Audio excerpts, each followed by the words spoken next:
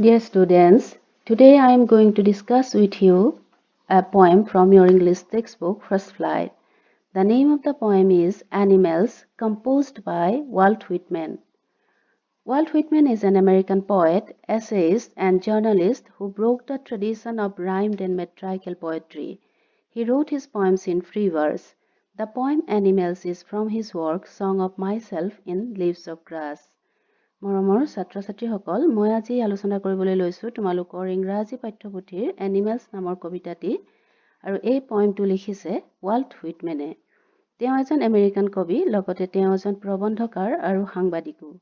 তেওঁই প্ৰথম American poet যিয়ে ছন্দযুক্ত কবিতা লিখাৰ পৰম্পৰা ভংগ কৰি মুক্তক ছন্দত কবিতাসমূহ লিখিছিল। এনিমেলছ পয়েমটো ফ্ৰী ভাৰ্ছ অৰ্থাৎ মুক্তক ছন্দতে লিখা এটা কবিতা।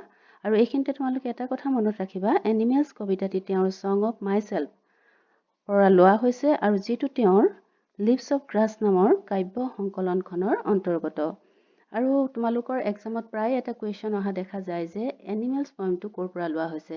তেতিয়া তোমালোকে লিখিব লাগিব from song of myself in leaves of grass, এই কথাটো লিখিলেই হ'ব। The poem animals is a very thought provoking poem, অৰ্থাৎ ই এটা যথেষ্ট ভাবোদ্দীপক কবিতা। In this poem, the poet talks about his wishes to live in the company of animals.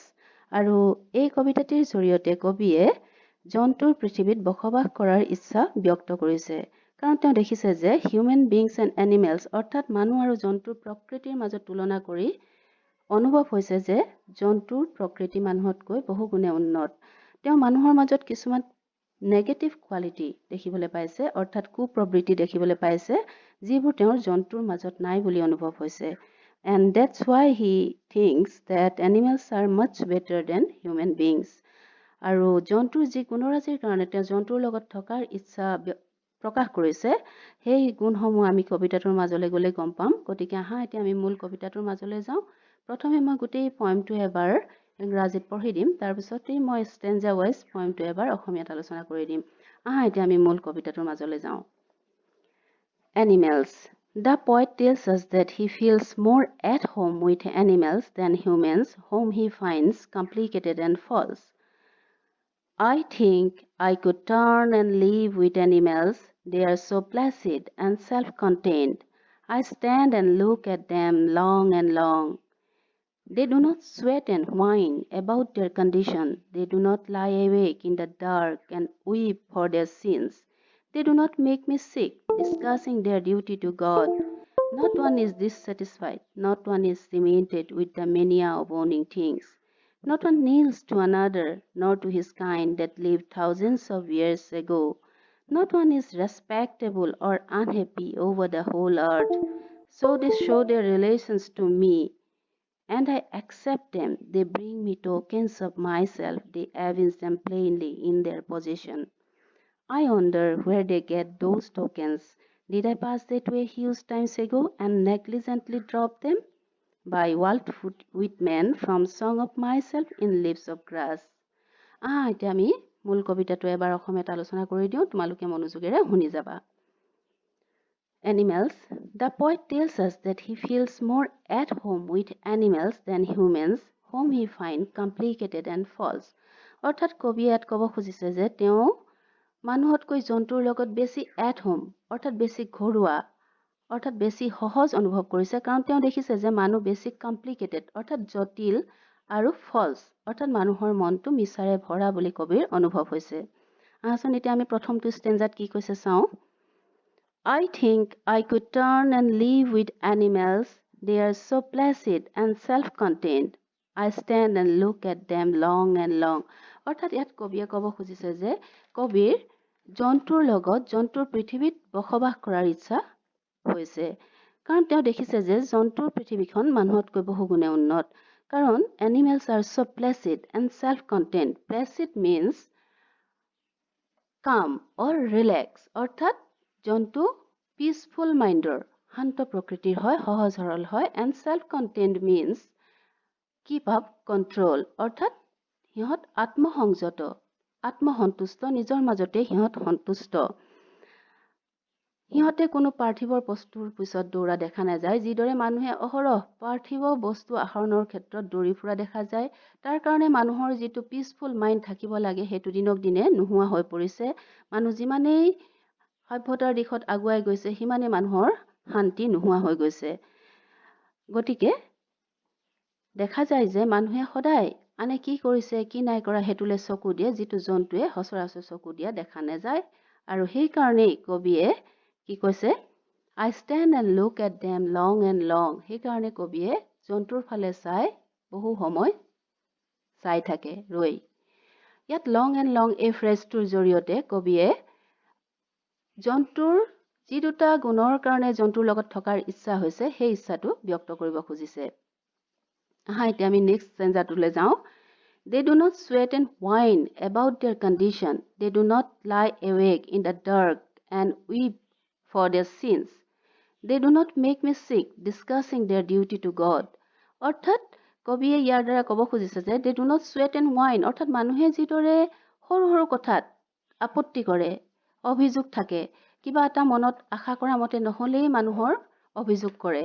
ধৰা নিজৰ কেতিয়াবা ভাগ্যক অভিযোগ কৰে যে মোৰ ভাগ্যতহে নাই, মোৰ সেইকাৰণে নহ'ল, বা কেতিয়াবা ভগৱানৰ ওচৰতো অভিযোগ কৰে যে ভগৱানে মোলেহে চকু মেলি নেচালে। কিন্তু জন্তুৰ তেনেকুৱা ধৰণৰ কোনো আপত্তি কোনো ক্ষেত্ৰতে নাই। সিহঁতি সদায় সন্তুষ্ট, অলৱেজ ছেটিছফাইড। সিহঁতি যি পৰিৱেশতে আছে, যেনেকে খাইছে, সেই পৰিৱেশত সিহঁতি সদায় সন্তুষ্ট। সিহঁতি কেতিয়াও অভিযোগ কৰা দেখা নাযায়। ৱাইন মানে cry or complain, অভিযোগ কৰা। They do not lie awake in the dark and weep for their sins. সিহঁতে কেতিয়াও নিজৰ কৰ্মৰ কাৰণে, যদি কিবা বেয়া কৰ্ম কৰিছে তাৰ বাবে কেতিয়াও সিহঁতি অনুতপ্ত নহয়। জন্তু কেতিয়াও ৰাতি উজাগৰে নাথাকে বা কেতিয়াও চকু পানী নুটুকে। কিন্তু তাৰ পৰিৱৰ্তে কি হয়, মানুহে কিবা এটা ভুল যদি হঠাতে কৰি পেলায়, ভুলৰ বাবে বিবেকৰ দংশন হয়। বিবেকৰ দংশনত অনুতপ্ত হৈ কেতিয়াবা গোটেই ৰাতি উজাগৰে থাকে বা কেতিয়াবা উচুপিও উঠে। উইপ মানে কান্দা বা উচুপি উঠা। They do not make me sick, discussing their duty to God. অৰ্থাৎ কবি ইয়াত ক'ব খুজিছে যে জন্তুৱে নিজৰ কৰ্মক লৈ কেতিয়াও গৰ্বিত নহয়। সিহঁতি যি কাম কৰিছে তাক লৈ কেতিয়াও আনৰ আগত ক'বলৈ নাযায়। কিন্তু মানুহে কি কৰে, সচৰাচৰ মানুহে নিজৰ কৰ্মক লৈ গৰ্ব কৰা দেখা যায়। ধৰি লোৱা কেতিয়াবা ভগৱানৰ বাবে তেওঁ ভাল কাম কৰিছে, ভগৱানৰ ঘৰত ডাঙৰকৈ পূজা সেৱা আগবঢ়াইছে, নতুবা ভগৱানৰ ওচৰত দান দক্ষিণা কৰিছে, বা কোনোবা মানুহক কেতিয়াবা দান দক্ষিণা কৰিলে, এইটোকে কৈ মানুহৰ আগত ক'বলৈ যায়, নিজৰ প্ৰশংসা নিজে কৰিবলৈ যায়। আৰু যিটো দেখি কবি যথেষ্ট চিক অনুভৱ কৰে, তেওঁ অসন্তুষ্ট হয়, নিজকে বেমাৰী যেন অনুভৱ হয়। নেক্সট চোৱা, not one is dissatisfied, not one is demented with the mania of owning things. Not one kneels to another, nor to his kind that lived thousands of years ago. Not one is respectable or unhappy over the whole earth. অৰ্থাৎ ইয়াত ক'ব খুজিছে যে not one is dissatisfied. জন্তুবিলাক কোনো অসন্তুষ্ট নহয়। মই আকৌ কৈছোঁ, সিহঁতি যেনেকুৱা পৰিৱেশত আছে, প্ৰকৃতিৰ মাজত যি পাইছে, যি খাইছে, য'ত থাকিছে, তাতেই সিহঁতি সন্তুষ্ট। Not one is demented with the mania of owning things. সিহঁতৰ কোনো ডিমেণ্টেড হৈ নপৰে। কিছুমান মানে ৱৰ্ল্ডলি থিংছ, পাৰ্থিৱ বস্তু আহৰণৰ কাৰণে কেতিয়াও ডিমেণ্টেড মিনছ মেড, কেতিয়াও পাগলৰ নিচিনা হৈ নাযায়। কিন্তু মানুহে কি কৰোঁ, সচৰাচৰ আমি পাৰ্থিৱ বস্তু আহৰণৰ কাৰণে এক প্ৰকাৰৰ আমাৰ উত্ৰাৱল হৈ পৰোঁ, মেনিয়া আহি যায়, ক্ৰেজিনেছ আহি যায়। Mania means craziness. ধৰা আমি কেনেকৈ আনতকৈ বেছি বস্তু আহৰণ কৰিব পাৰোঁ, ঘৰ দুৱাৰ, গাড়ী মটৰ, আচবাব পত্ৰ ইত্যাদি গোটোৱাত আমি সদা ব্যস্ত হৈ থাকোঁ আৰু আমি উত্ৰাৱল হৈ পৰোঁ, যিবিলাক কথাই কবিক যথেষ্ট অসুখী কৰি তুলিছে। Next, not one kneels to another, nor to his kind that lived thousands of years ago. সিহঁতি জন্তুবিলাকে কোনেও কাৰোৰ আগত আঁঠু লোৱা দেখা নাযায়। নীলছ মানে আঁঠু যে বেকা কৰি আমি সেৱা কৰোঁ, প্ৰণিপাত কৰোঁ, তাক কয় নীলছ। মানে সিহঁতি কোনেও কাৰোৰ আগত আঁঠু নলয়, সিহঁতৰ স্বপ্ৰজাতিৰ আগত কেতিয়াও আঁঠু নলয়, বা যি প্ৰজাতি আজিৰ পৰা 1000 বছৰৰ আগতে থাকি গৈছে সেইবিলাকৰ আগতো আঁঠু লোৱা দেখা নাযায়। কিন্তু আমি মানুহে কি কৰোঁ, সচৰাচৰ আমাতকৈ যাক জ্যেষ্ঠ বুলি ভাবোঁ বা মহান বুলি ভাবোঁ তেওঁলোকৰ ওচৰত আমি আঁঠু লওঁ, বা যিসকল লোক আমাৰ পৰা আজিৰ পৰা হাজাৰ বছৰৰ আগতেই থাকি গৈছে lived thousands of years ago অৰ্থাৎ হাজাৰ বছৰ আগতেই বাস কৰি গৈছে তেওঁলোকৰ ওচৰতো আমি হততে আঁঠু লওঁ Not one is respectable or unhappy over the whole earth অৰ্থাৎ জন্তুবিলাক কোনেও বেছি respectable বা কোনো কম respectable নহয় অৰ্থাৎ কোনো বেছি সন্মানীয় বা কোনো কম সন্মানীয় নহয় আৰু that's why all the animals are happy সিহঁতৰ সেইকাৰণে কোনো unhappy নহয় কিন্তু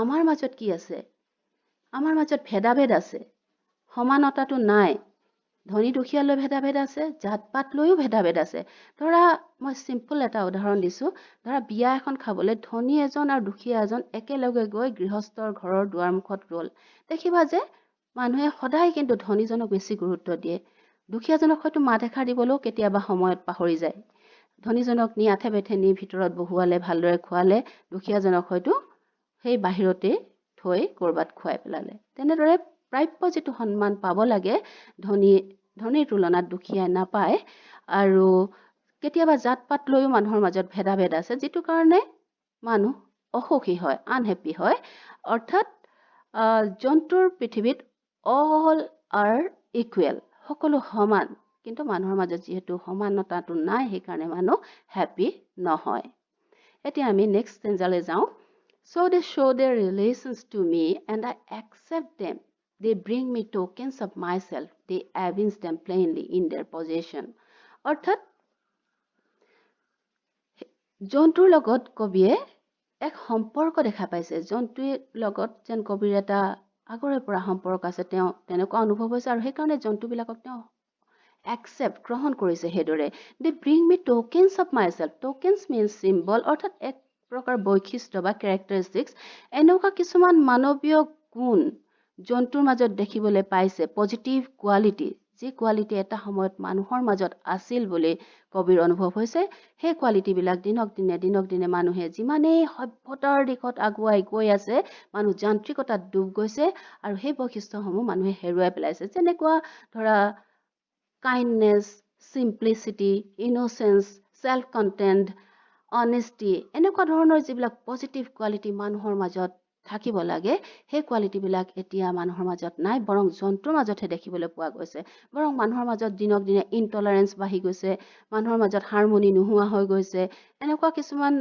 গুণ মানুহৰ মাজত বৃদ্ধি পাবলৈ ধৰিছে আমি যিমানে সভ্যতাৰ দিশত আগুৱাই গৈছো আৰু সেই কাৰণে কি কৈছে কবিয়ে they evince them plainly in their possession evince means show দেখুৱা evince মানে দেখুৱা আৰু কবিয়ে জন্তুৰ চালচলনত সেই মানৱীয় গুণসমূহ দেখিবলৈ পাইছে এতিয়া আমি নেক্সট লাষ্ট ষ্টেঞ্জালৈ যাওঁ I wonder where they get those tokens did I pass that way huge times ago and negligently drop them I wonder means কবিয়াত আচৰিত হৈছে ইয়াত কবিয়ে আকৌ সেই টোকেন্সৰ কথা কৈছে সেই যিবিলাক বৈশিষ্ট্য মানৱীয় গুণ সেই মানৱীয় গুণৰ কথা আকৌ ক'বলৈ গৈছে যি গুণবোৰ জন্তুৱে ক'ত পালে মানুহে বাৰু বহু বছৰ আগতে সেইবিলাক পেলাই থৈ আহিলে নেকি কৰবাত যিবিলাক নেগলিজেন্টলি মানে অসাৱধান বশত কেয়াৰলেছলি পেলাই আহিলে নেকি যিবোৰ এতিয়া মানুহৰ মাজত নাই বৰং জন্তুৰ মাজত আছে ইমানকে কৈ কবিতাটো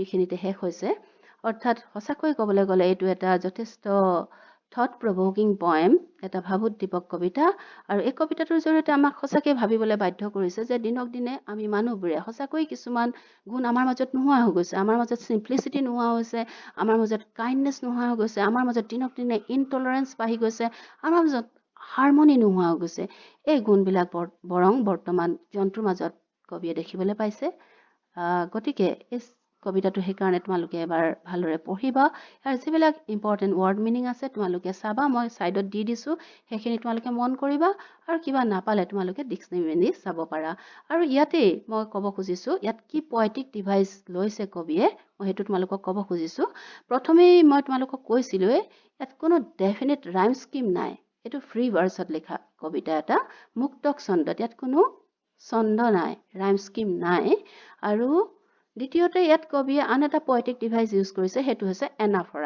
এনাফৰা হৈছে কি repetition of same word or phrase অৰ্থাৎ একেটা ওয়াৰ্ড বা ফ্ৰেজ বাৰে বাৰে ব্যৱহাৰ কৰাটো যেটো আমি সেকেন্ড স্টেঞ্জাত মন কৰা দে ডু নট তিনিবাৰ কবিয়ে ব্যৱহাৰ কৰিছে আৰু নেক্সট লাইনতো not one কবিয়ে 3বাৰ ব্যৱহাৰ কৰিছে এইটো কোৱা হয় এনাফৰা এই পয়েটিক ডিভাইচ কবিয়ে ব্যৱহাৰ কৰিছে গতিকে পয়েমটো তোমালোকে ভালদৰে পঢ়িবা আৰু হৃদয়ঙ্গম কৰিবলৈ চাবা আজি ইমানতে থলো ঠিক আছে